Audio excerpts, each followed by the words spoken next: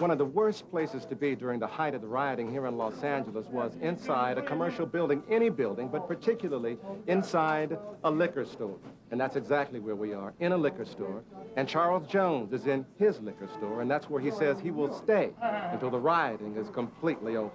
Remember, we're not going to be here later, so make sure you got what you need. Charles Jones opened his Compton area liquor store located deep inside the riot zone, knowing full well the danger. It was inescapable. It's been a long day, and it could get longer. Jones says his business was spared because he has respect and a good relationship with the very people in the area who were rioting. I was happy to see my place standing. But all around Jones's store, other businesses, large and small, weren't so lucky.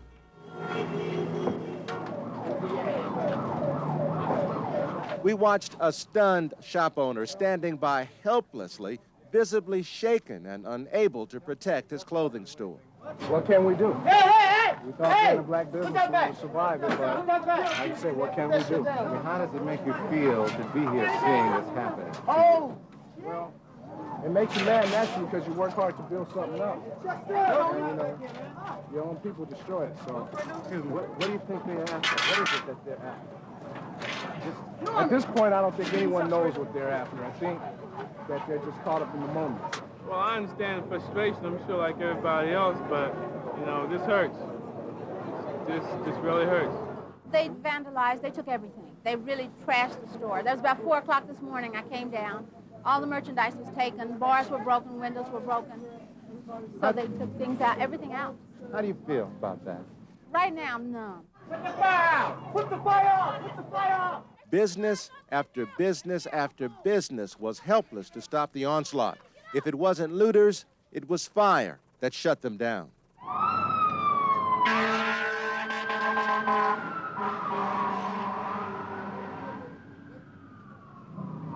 Fire after fire after fire kept breaking out all over the city, primarily in businesses, and businesses which probably will not be able to reestablish themselves once the riot is over.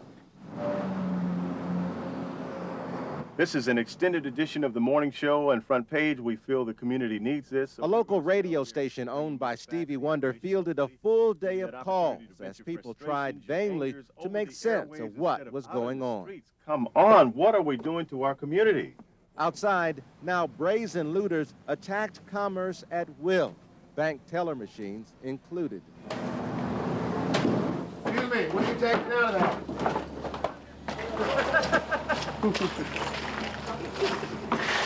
What do you got? What are you taking? Is your store?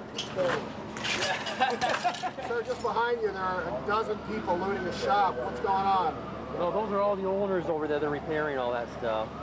Talking about back here? Yeah, they're all owners there. They are owners. Yeah, we're already over there. But in a sea of chaos, smoke, and looting, Charles Jones's store is an island. Oh, there's tension and violence here, too. Outside, in fact, a man was shot to death in his car. Was that related to the riot, do you think? Yeah, definitely. Because it was a Korean man driving down the street. And they shot him. But inside, Charles and his son Michael tried to do business, if not as usual, as close as they can get. See, because you burn me down, I've got 6 other families that are dependent upon me, people that work for me. You burn down Harriet's beauty shop. She's got some operators in there. They out of work, see. And the residual effect isn't going to be felt until it's payday.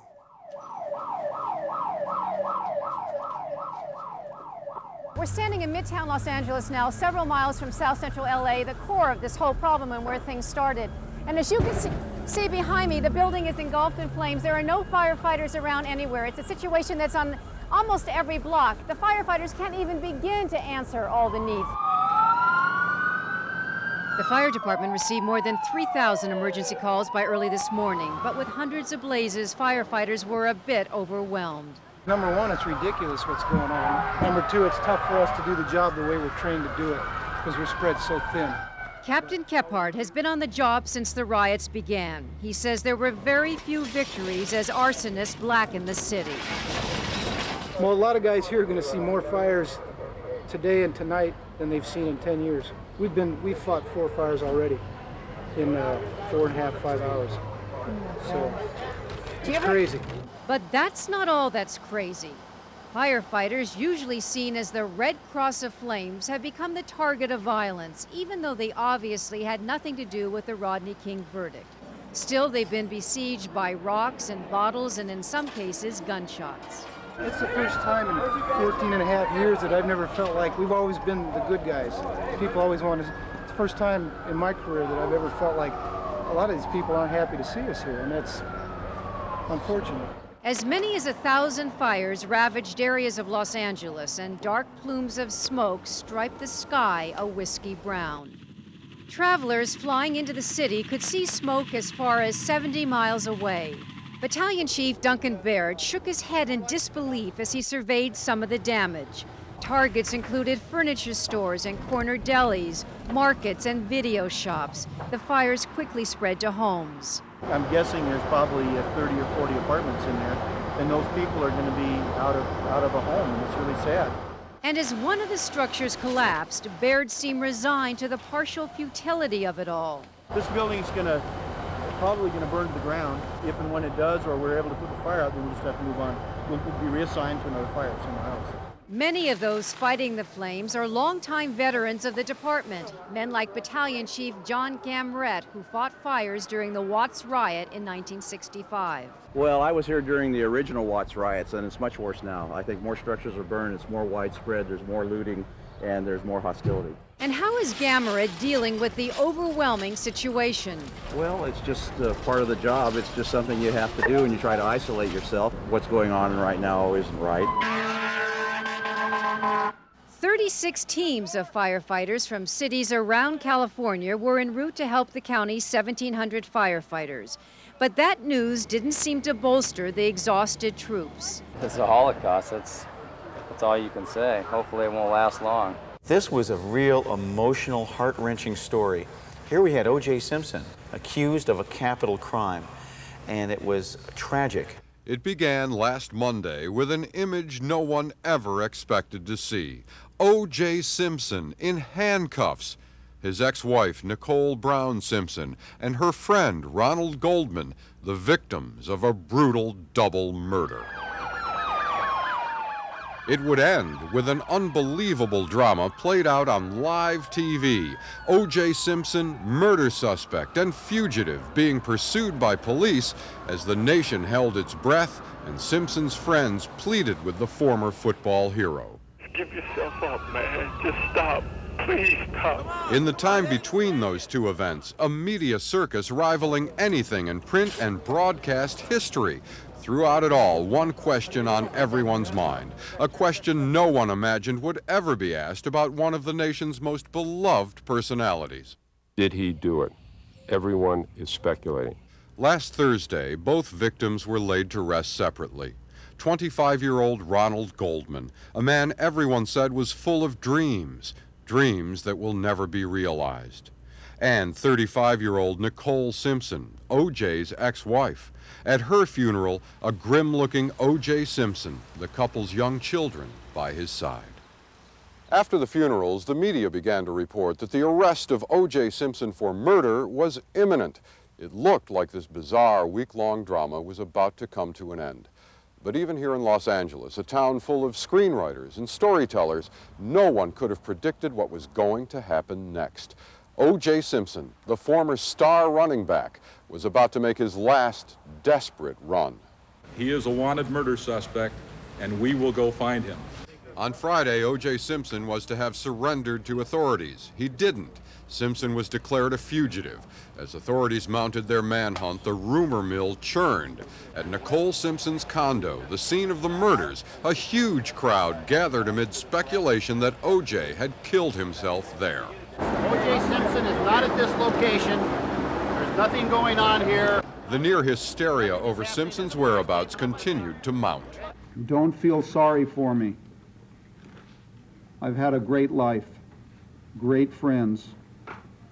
Please think of the real O.J. and not this lost person. At a televised press conference, Thanks one of for making O.J.'s my life friends read a letter written by Simpson. It appeared to us that it was a suicide note. And at that point, we decided to get in the helicopter and take a look at canyons and see if we can find O.J. Veteran pilot and reporter Bob Turr has covered virtually every major L.A. news story from the air. His aircraft was one of a squadron of news choppers that would document O.J.'s run. Highway Patrol. Yeah, I think I just saw O.J. Simpson on the 5 freeway, and there was he's heading north, and I got the license plate of the white Bronco 3DHY503, and we like looked at him, you know, and he like stared us down like he was deaf.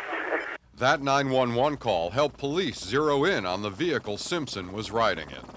And within a matter of minutes, we were overhead. We found him. The police found him. And at first, there was one patrol unit, and within a minute, there were literally 20 patrol units behind him. Simpson was in the back of the vehicle. Driving was his longtime pal, Al Cowlings, who also called 911. This is AC. I have O.J. in the car. Okay, where are you? Please, I'm coming up the 5 freeway. Okay. Right now, we are okay, but you got to tell the police to just back off. He's still alive, but he got a gun to his head. He just want to see his mother. Let me get him to the house. During the low-speed pursuit, the motorcade would travel some 60 miles, going through 2 counties on 3 freeways. It was an incredible sight. Thousands of people lined up along the side of the road, waving and trying to give O.J. Simpson support. And what we were watching on live television was almost like a funeral for a fallen friend. This was one time when we were able to help, because there had been enough bloodshed, enough hurt, enough pain, and we didn't want to see any more. Local sportscaster Jim Hill is a former pro football player and longtime friend of O.J. Simpson's. He was among the first to appeal to Simpson over the radio, hoping the men in the white Bronco were listening. O.J., if you can hear me, Al, if you can hear me, whoever's in that truck, if you can hear us, please, gentlemen, please just pull over and stop. It was just one of those things that comes from the heart. And when it comes from the heart, you hope you're able to reach out and to touch someone, to help someone. And we had some people speaking from the heart on that Friday. Just stop. Please stop. In Jesus' name, just stop, man. O.J., it's probably the 4th quarter, and this is the last play of the game, and there's no time on the clock. In one of the most disturbing twists, some spectators acted like they were at a sporting event, a sharp contrast to the reality of a potentially suicidal suspect in a brutal double murder. I don't know what they were doing or what they were even thinking. After some 2 hours on the road, the caravan finally pulled up to the Simpson estate. With dozens of police officers waiting, the tension continued to mount. The SWAT team members were in a position to make a move if it was necessary, and fortunately, it wasn't. Al Cowlings went back and forth from the car to the house on behalf of his friend, O.J. Simpson. It was just an individual that was just lost. He was just absolutely lost. And he had his best friend in the world with him, who I think was trying to prevent him from taking his life. Finally, O.J. Simpson got out of the vehicle and went into the house. He had a couple of picture frames with him, and he walked inside the house, and that was the last we saw of him. Inside, Simpson used the restroom, had a glass of orange juice, and did the one thing he needed to do most. He called his mother. When you're at that end of the line, when you're at the end of the rope, you're trying to tie a knot in that end of the rope and hang on. You start calling for Mama. And so ended the manhunt. O.J. Simpson was taken into custody. And here in the City of the Angels, one of the most celebrated angels had fallen. My 2 beautiful children are having a difficult time leaving me alone. They are afraid I might not be there when they get home from school. They have been severely traumatized by this event, and this, to me, is the greatest tragedy of all. All this damage by someone who still shows absolutely no remorse for her actions. The final chapter in the saga of the Long Island Lolita, Amy Fisher coming face to face with her victim. Sometimes I think this is a nightmare and it didn't happen, and then I realize that it did. It was the first time Amy Fisher had seen Mary Jo Buttafuoco since May 19, 1992, the day she sauntered up to the Long Island housewife's home and put a bullet in her head. This time, the two met in a court to hear a judge sentence Amy Fisher to 5 to 15 years in prison. For many months, you had stalked Mary Jo Buttafuoco like a wild animal stalks its prey. Motivated by lust and passion, you were a walking stick of dynamite with the fuse lit. The seductive teenager says she had a steamy romance with Mary Jo Buttafuoco's husband, Joey, a man old enough to be her father. He was the 36-year-old owner of the local auto body shop. She was a 16-year-old high school student when she says the affair began. Today, Amy Fisher stuck to her story. These things, Your Honor, they are all true. They are facts. And I cannot and will not take them back for the sake of harmony. Mary Jo spoke of her own truths and railed against the girl who permanently disfigured her. The bullet is still lodged in the base of my brain and causes me constant pain and suffering. The future holds numerous operations, and if there is any unnatural movement of the bullet, I am faced with paralysis and perhaps even death. She defends her husband of 20 years, the father of her 2 young children. Police say Joey Buttafuoco initially admitted to having an affair with Amy Fisher. Today, at a news conference, he claimed he never had sex with the teenager. Amy Fisher is a liar and has zero credibility. She knows that. I know she's a liar. I know she has no credibility. Joey was not in court today. Once again, Mary Jo faced Amy Fisher alone. She read a letter written by her young daughter, Jessica. Thank you for putting Amy Fisher in jail. She has done so many bad things to my family and I. Please make Amy Fisher stay in jail for a very long time so she can't hurt my mom again. My daddy, brother, Paul, and I love her very much. The judge showed no sympathy for Amy. You are a tragedy and disgrace to yourself, to your family, to your friends, and to society. And you deserve no less than the maximum sentence that can impose by law. Amy said she was sorry. If I could change everything, I would. If I could put my hand over her face and make it go away, I would.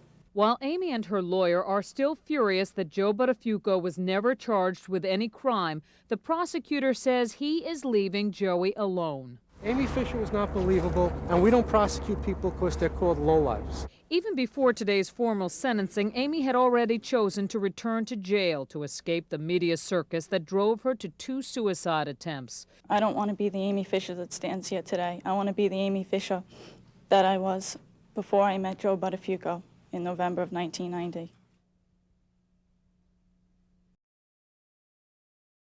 The music world is numb today, stunned by the violent death of gangster rapper Notorious B.I.G. The tragedy happened here outside of the Peterson Automotive Museum in Los Angeles, where the rapper, also known as Biggie Smalls, was attending a Vibe magazine party for the Soul Train Awards. Now, shortly after midnight Saturday, Notorious B.I.G. left the party and got into his car when another car rolled by and shots rang out. At least 5 bullets ripped through the door, killing B.I.G., who was sitting in the passenger seat.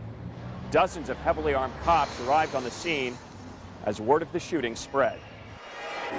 The bullet holes in Biggie's vehicle are mute testimony to the gang-style drive-by shooting that took the life of the Brooklyn-born rapper, whose real name is Christopher Wallace.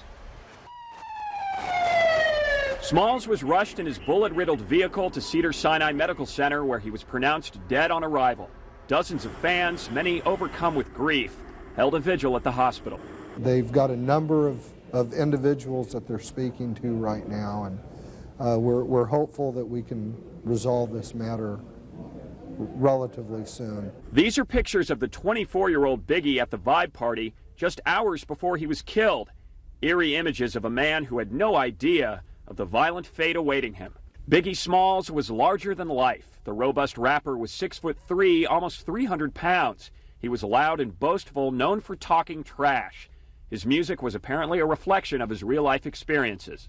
Biggie made no secret he once lived a life of crime, even selling crack on the tough streets of Brooklyn's Bedford-Stuyvesant section, where he grew up. His debut album, Ready to Die, was an immediate platinum hit, selling more than 1 million copies. The CD thrust Biggie into the stratosphere of rap music. Batari Kitwana is the editor of the hip-hop magazine The Source, where Biggie appears on the current cover. Definitely, as an artist, he is at the height of the game in terms of his understanding of the art form, in terms of his popularity, not just in New York, but, nationally. Biggie Smalls was also embroiled in a rivalry between East and West Coast rappers. His competition, Tupac Shakur, who once accused Biggie of involvement in a 1994 robbery in which Shakur was shot several times. Biggie denied those charges. More recently, the two men battled verbally over this woman, singer Faith Evans, estranged wife of Biggie Smalls and the mother of his child. Shakur claimed in his music to have had a steamy romance with Evans. She reportedly witnessed Biggie's murder Saturday night, almost a carbon copy of Tupac's death in September. Ironically, Biggie Smalls' upcoming album is titled Life After Death.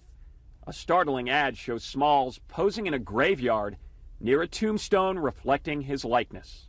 So far, no arrests have been made in the killing of Notorious B.I.G., and the murder has shaken the rap world, which has once again lost a star to violence.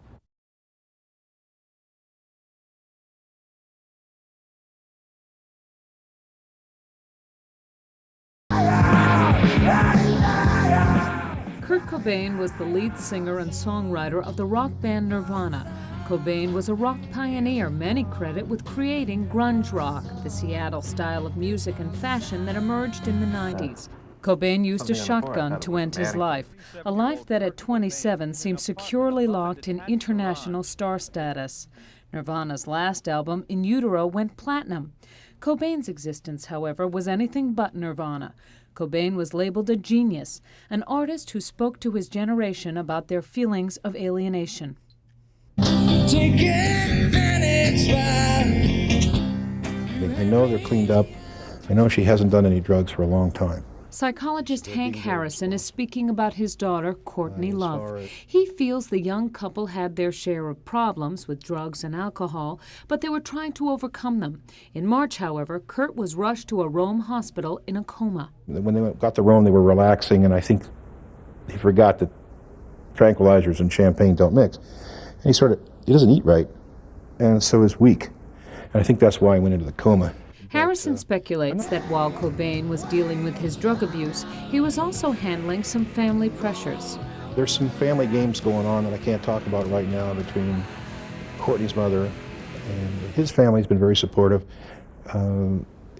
That may have been causing some factors involved there. Courtney Love is herself on the verge of superstardom. Her band, Hole, has an album due to be released shortly. She's also been featured on the cover of several magazines. Ironically, Courtney played a major role in the 80s film Sid and Nancy, the tragic story of punk rock star Sid Vicious and his girlfriend Nancy, who both died of a heroin overdose.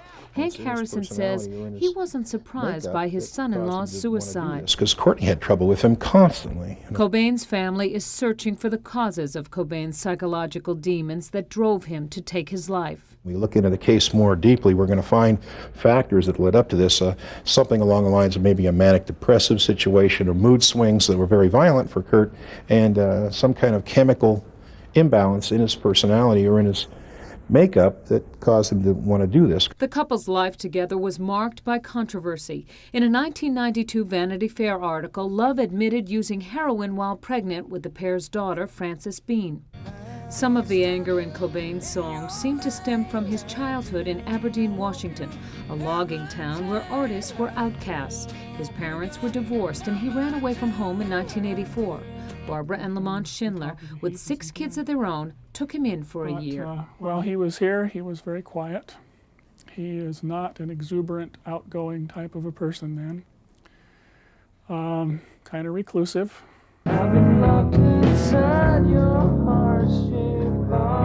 Cobain's music struck a chord with those who felt their own kind of pain. The message Courtney Love sent to her husband's fans was filled with angry profanities aimed at Kurt for killing himself. I don't really think it takes away his dignity to read this, considering that it's addressed to most of you. Courtney went on to read part of the suicide note. I haven't felt the excitement of listening to as well as creating music, along with really writing something for too many years now. I feel guilty beyond words about these things. For example, when we're backstage and the lights go out and the manic roar of the crowd begins, it doesn't affect me the way. Hank Harrison has a fear that some of Kurt's fans and followers may get the wrong message from Cobain's suicide. And I really would like to appeal to all the young people that if they are getting depressed over Kurt's suicide, that's an individual case. I don't think people should overreact. There's some hotlines you can call. And if you need help, don't be alienated from adults like me. For every parent that's giving you a bad time right now, there's 25 people out there that dig you and are on your side. You should reach out and come out of the shell.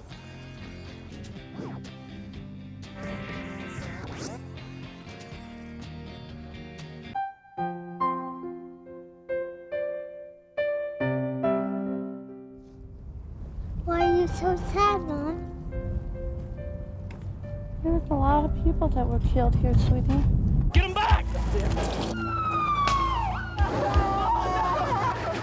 Why would a bunch of people want to kill other people that haven't done anything? It isn't easy to answer the children's questions here, where the Alfred P. Murrah Federal Building once stood.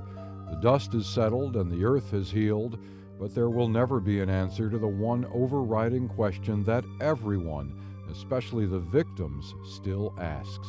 Why is a humongous question. It's gigantic. It's one word, 3 letters, that encompasses thousands of little questions. Even if somebody told me why tomorrow, would we understand? And you just don't understand why. The question why is universal, but the families and the survivors all have their different ways of healing. Some hope that Timothy McVeigh's trial will bring some much-needed answers, but for many, the trial is simply another step in the long journey back from darkness. There is not a person alive that misses their loved one any more than I miss Ted. But I cannot let this take over my life. Kay Allen has slowly begun to rebuild the life that was shattered when her husband Ted perished in the bombing. She will not attend the trial in Denver. It would take her too far from her 6-year-old son, Austin. And seeing McVeigh in the flesh, she says, would make her too angry. She's already seen him once at a pretrial hearing. He looked us right in the eye, all the way down our row, and we were all families of victims, and I know he had to know. He had to know who we were by where we were sitting. It didn't bother him to look at us. Just the same, she'll be there to watch some of the trial on closed-circuit television in Oklahoma City, but she knows that nothing can ever erase the terrible loss. It's not going to change a thing in my life.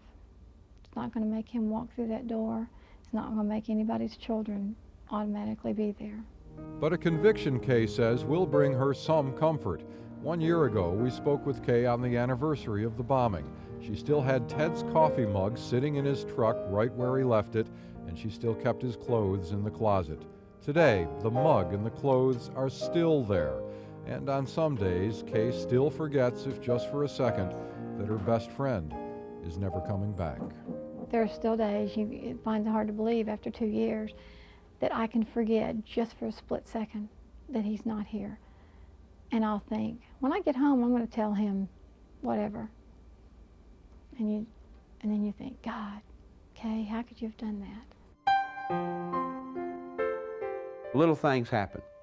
Oh, I remember when we done that. That was back before. Anthony Cooper has also spent the past 2 years picking up the pieces of his life.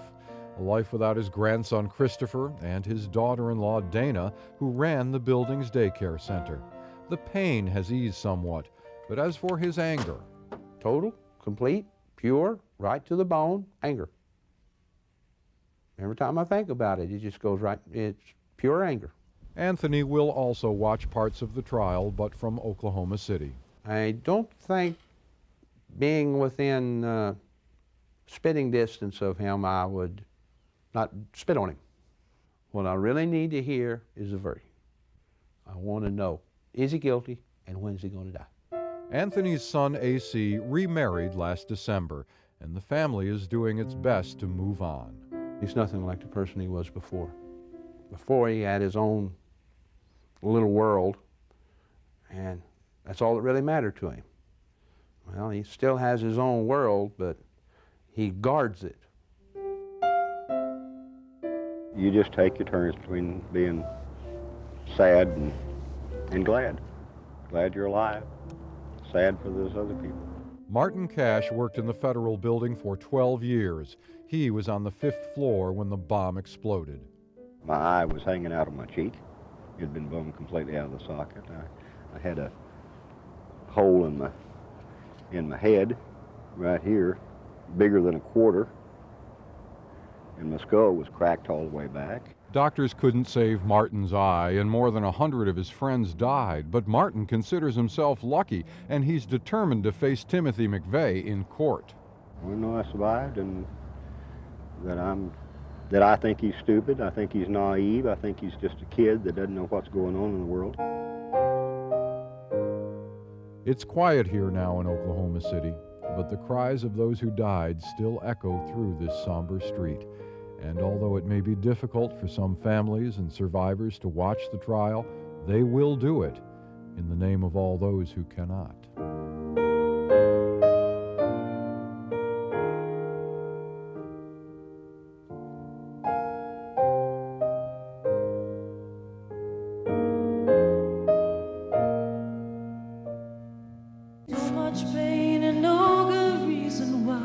It doesn't get any harder than this. Mourners saying goodbye to the young victims of the Columbine shooting. But as thousands paid their respects, nearby another funeral went almost unnoticed.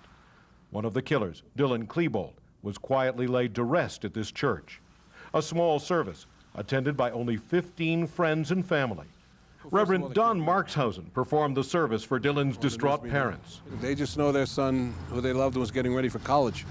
And they even paid the money on Monday for his dorm fees. What kind of state are the parents in right now, the Klebolds in right now? There's the grief of the death of a child, which is the ultimate kind of, I guess, loss. And then there's now, who was this child? And why did this happen?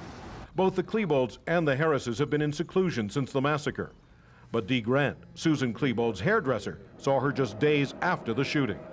She had no idea her son She had no idea. I asked her if she had any idea. And she did say no, I did not want to pry. Grant says Dylan Klebold's mother is shocked by the description of her son as a neo-Nazi killer. She was upset that they were talking about all this prejudice. She says, Dee, we never teach prejudice in our home. She says, Dee, I'm Jewish. The unforgettable events of last week have been just as tough for Dylan's dad, Thomas. In every death, there's a guilt. And this one, on Friday before, so we're talking past the week now, he thought he heard a stress tone in his son's voice. And he sort of made a mental note, he's got to go check that out or find out, or maybe, over the weekend or next week we'll find out what that, and then it kind of went by. Now he wishes. This is just as much a tragedy for them as the victims. I mean, all these good people have been victimized by this act. But today, some are saying that if the parents feel guilt, it's deserved. And Attorney General Janet Reno revealed that the parents are being scrutinized. Authorities are trying to determine what they knew. Colorado Governor Bill Owens had his own opinion. I haven't talked to the Jefferson County Sheriff personally, but I saw him, and he's a friend of mine, and I saw what he was saying yesterday, and that is that they found in one of the gunman's homes clear evidence out sitting in the room of what was about to happen. And if that's true, I think that perhaps charges will be filed and certainly should be filed. Even the father of Isaiah Scholes, one of the victims, has had little sympathy for the Harrises. I can't really say much for the other parents. Evidently, they didn't watch theirs because there's no way bombs would be made in this garage, and I didn't know about it. Though today, law enforcement officials seem to be backing off, saying that the parents are not official suspects. What do you say to all the people now who are pointing the finger at the parents and saying, well, they should have known, it's their responsibility? This is a man and a woman who love their children, who loves their son, especially Dylan right now, who thought they were doing the best they could to raise him, and the parents both wish they could take their son's place.